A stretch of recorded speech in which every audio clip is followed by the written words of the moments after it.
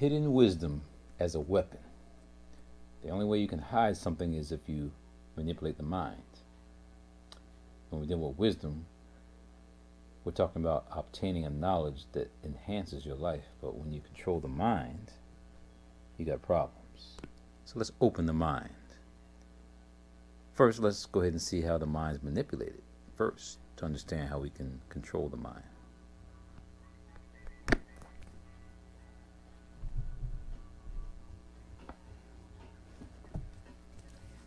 String. You can make the mind do whatever it wants to manipulate the world and environment we live in.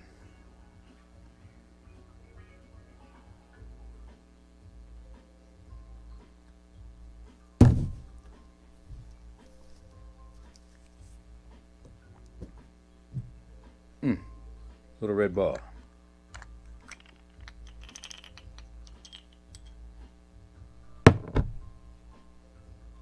I can swallow this red ball. I can swallow this little red ball, make it disappear, and I intend to bring it back in front of your eyes.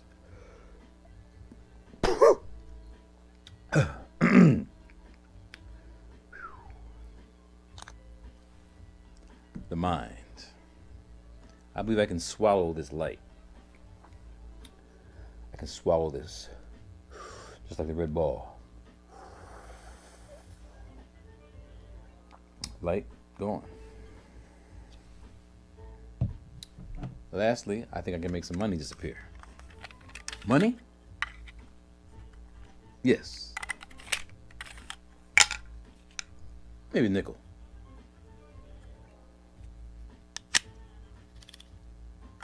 See the nickel? I'm going to make it disappear by showing you there's a nickel. I'm going to make it disappear right in front of you. Gone.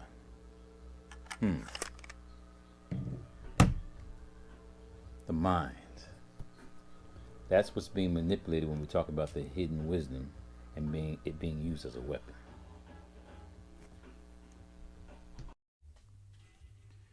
Okay, so we dealt with some mind manipulating events to show you how the mind can be pretty much altered right in front of you. You don't even know it. That's why we have all these problems going on in society now with the news and the media telling you things and you don't know what the heck is happening, because that's how mind control works.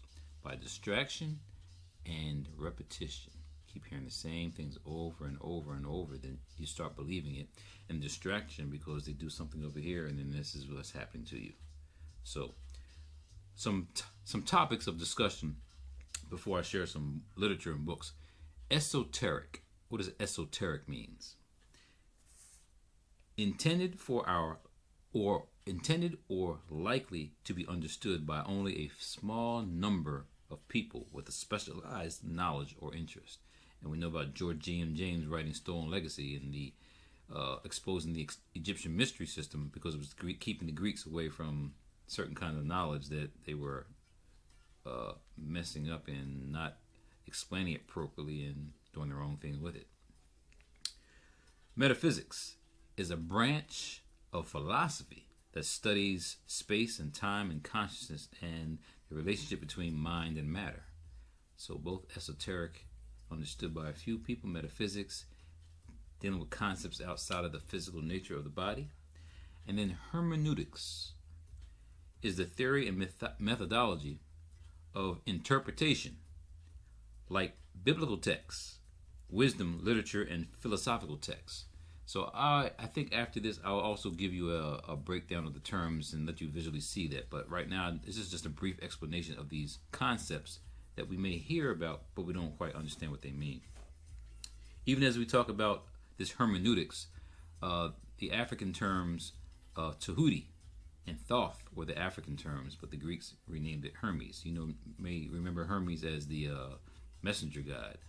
Well, Tahuti was god of wisdom in Africa. And when we talk about those individuals way in the past who acknowledged philosophy and how we view the world, a lot of what they did in the past we understand today. So really today is nothing new. When we hear New Age, it's just gets melanin recessive people saying that, hey, they found something. But the reality is that African people, melanin dominant people, have been expressing these things, dealing with nature for years. So I showed you the magic examples in terms of magic and manipulation of the mind. Well, that's what's happening when we're watching the media and the news. So with those terms, let me, if you ever heard of Dr. Yosef Ben Yakinen, wrote a book called Black Man of the Nile and His Family. He had a image in here called the Great Sphinx of Giza. And the image was drawn by a French scholar named Denon. It says, showing its original Nile Valley African facial characteristics as it appeared to Baron Viviant Denon, who drew this picture before its face was marred in 1798 in the Christian era. This statue, the world's largest, was built by the indigenous Africans of the Nile Valley more than 500 years before the Hyksos-Semites and 1,900 years before the Macedonian Greek Caucasians arrived there in Tamari, which he called Egypt. So I'm just saying that as you look at the image, it's pretty much there as a head. The whole body had not been excavated at that time period. So looking at that name, Baron Vivian Denon, and then started looking at other scholars. Denon was a French scholar who went to Egypt on Napoleon's excursions. Napoleon was there between 1798 and 1801, and that's when Baron Denon went and drew that image showing the African features. So he traveled with Napoleon, and he also wrote a book and several others, but one called Journey in Lower and Upper Egypt. So he was there as the artist, illustrator, seeing the images and seeing those black images. So during this time period, there's also a scholar named Count Volney. Count Volney wrote a book called The Ruins. Most people see it as The Ruins of Empires when you see it in the bookstore, but The Ruins of Meditation on the Revolutions of Empires and the Law of Nature, Count Volney. His whole name was Constantine Francis Chesabov de Volney. So now, this was around the same time period as Denon. So The Ruins was published in 1793 as something called the French Citizens' Catechism.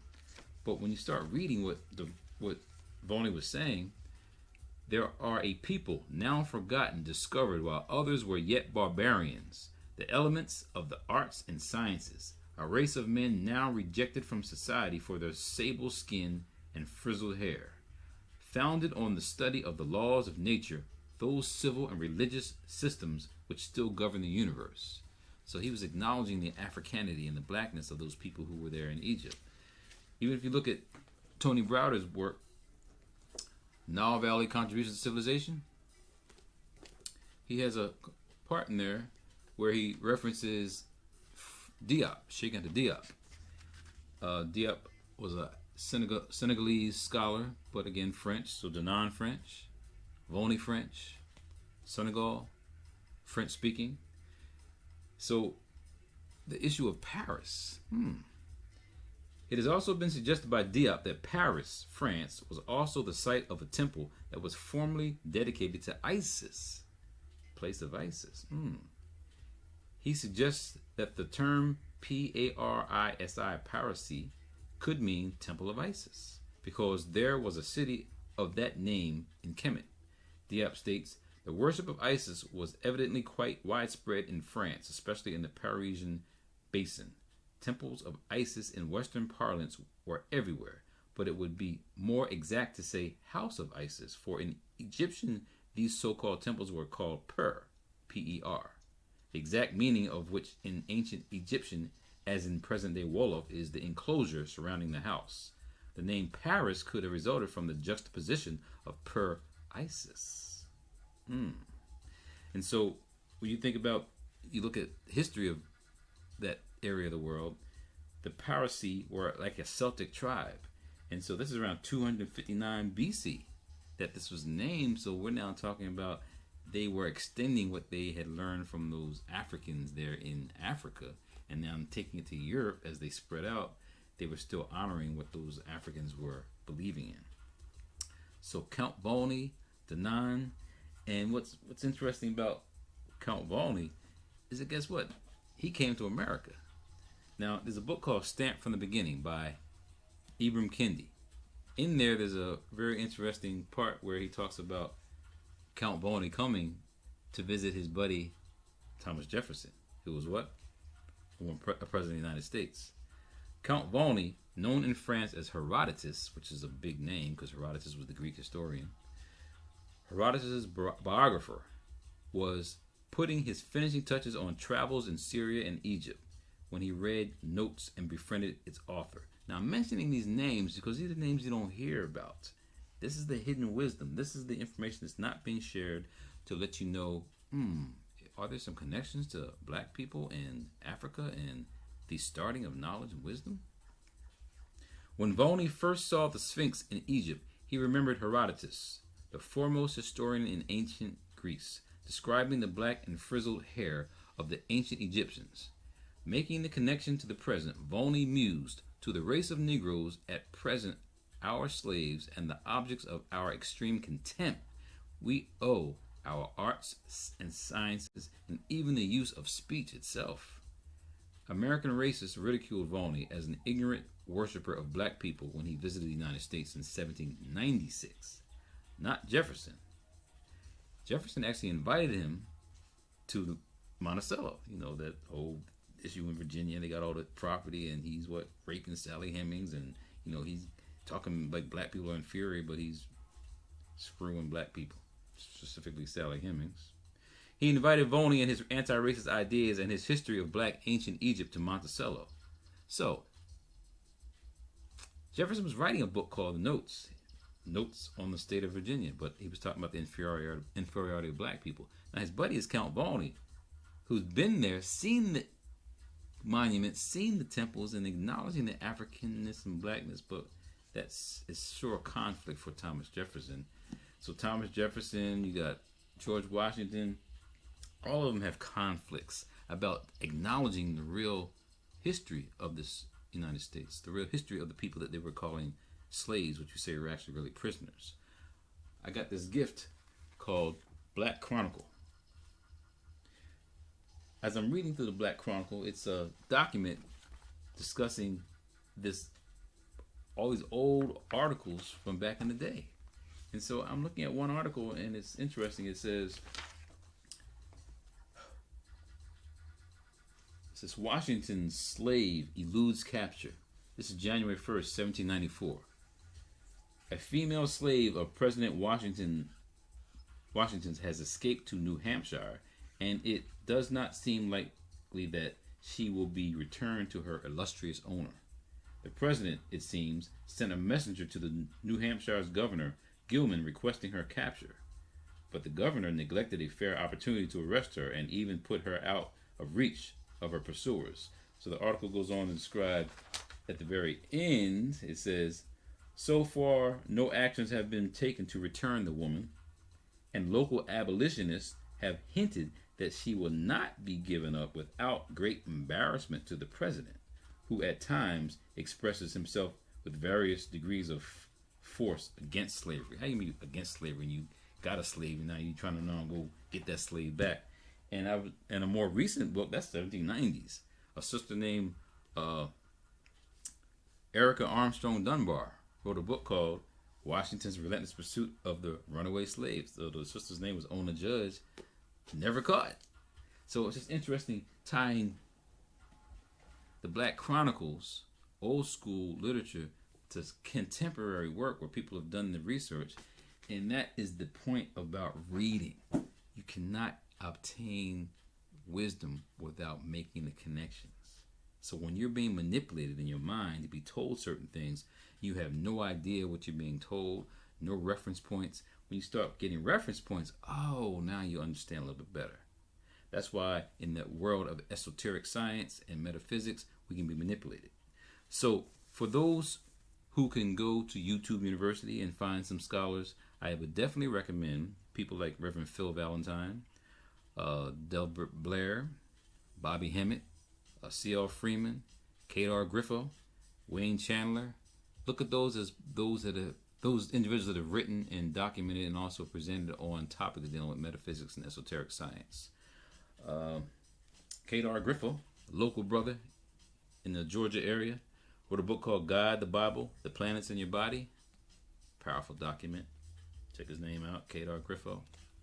Also wrote a book called Allah, Quran, the Quran, Venus and You. Also wrote a book called African Origin Found in Religion and Freemasonry. So it's part 2 here, but it's also part 1. I wrote it in conjunction with a brother named Michael Berkeley. So we have our scholars and our people who have written, and they're trying to write to what unconfuse us on what others have done to make us not understand our history and our culture. So now when you think about the French component, Napoleon, when he was over there 1798 to 1801 in France, or in Egypt, in Kemet, he was now getting his butt kicked by the Haitians. So you know there's not going to be any real information that want to support African people or black or melanin dominant people throughout the world if the French are controlling knowledge. And now you got this fight in the Western Hemisphere there, but over there in Africa, it's like you're seeing all these great monuments and these African people, but you got them as slaves. Just mental conflict. So now you have a chance to control knowledge via occult sciences. So here's an encyclopedia of occultism. So occult again is dealing with those anomalies or those sources of information that aren't readily available to touch and see. Spiritualism. So now we start looking at some scholars who have been involved in this quest. And I'm only going to mention the names, but I'm just going to go quickly so I can wrap this up for you to now be on your own path to understand what we mean by hidden wisdom being used as a weapon. So I mentioned some black or African-centered or melanin-dominant scholars. Here are some melanin-recessive metaphysicians that have gotten a lot of publicity. Manly P. Hall. Manly P. Hall wrote a book called Healing, the Divine Art. He also wrote a book called Man, Grand Symbol and the Mysteries, Thoughts in Occult Anatomy. So when you read Manly P. Hall's work, very substantive, and it has pictures and diagrams explaining things, but again, it's all primarily from a European perspective. Madame Blavatsky. I'll show perhaps in a PowerPoint some images, but Madame Blavatsky wrote a book called Isis Unveiled. Got this part 1 and part 2. One is science, one is theology. She created her own area of study called theosophy. So Madame Blavatsky is an interesting character, and there's a book that I have called Crawley's Apprentice, because Aleister Crawley is also another name, melanin recessive name to remember. But it says Crawley's Apprentice.